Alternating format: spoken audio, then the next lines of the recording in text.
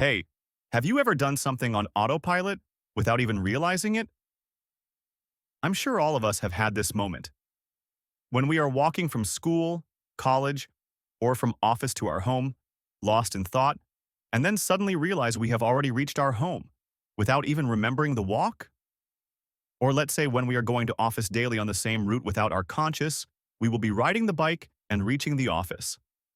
This all because of our brain put our bodies on an automated sequence of all the repeated action into our subconscious memory.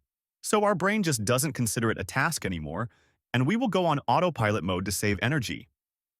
So now you understand, habits are your brain's way of saving energy. Let's dive deeper into how they shape our daily lives. Stay with me. If you have not still subscribed our channel, do subscribe and click on the bell icon. Authors have discovered that at the root of all habits lies under three simple parts: cue, routine, reward. Cue is what triggers you to do. The habit routine is the behavior you then automatically engage in. Lastly, you'll receive a reward for completing the routine. Let's say, whenever you go for a tea break with your smoking friends in office, it's a cue, which triggers you to go for an action. And you take a cigarette and start smoking in the tea shop with your friends. It's your routine, and at last you feel relaxed and relieved from stress is your reward. This repeated action changes into habit. Again, whenever you go for a tea shop, you automatically smoke. Then, harder it becomes to change them. But if you try to quit them, you won't, at any cause, you will do again. But author says you can still change it by substituting just one part of the loop. The routine? Go for a tea break with your friends. But after getting the tea, spent time with the friend who don't smoke. By doing this, you'll still have the entire experience of the loop. But instead of smoke, you will have only tea and biscuits with your non-smoking friend. By repeating this at last, you will get rid of from the bad habit.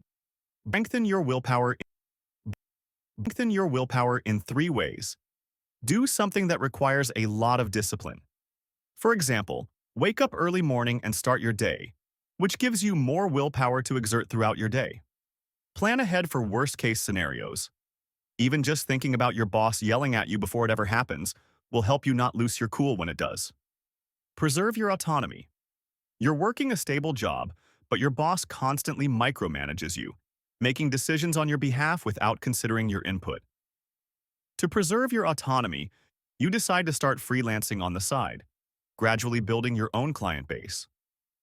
Eventually, you transition to full-time freelancing, where you have control over your work, schedule, and income. Focus on improving these important big aspects of your life over minor hacks, and you'll develop great self-discipline in the long run. Takeaways from this videos are: habits work in three-step loops: cue, routine, reward. You can change your habits by substituting just one part of the loop, the routine.